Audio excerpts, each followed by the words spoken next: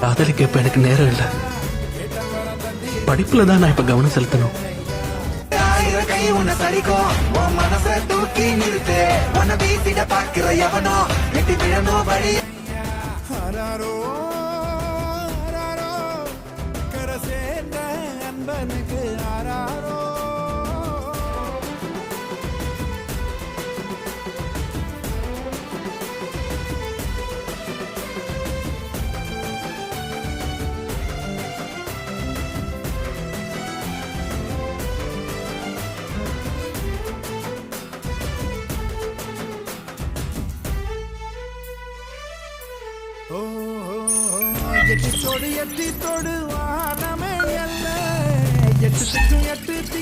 ஒருத்தன் நம்மள ஜெயிச்சிட்டா இங்க மொத்த பேரும் ஜெயிச்ச மாதிரிடா.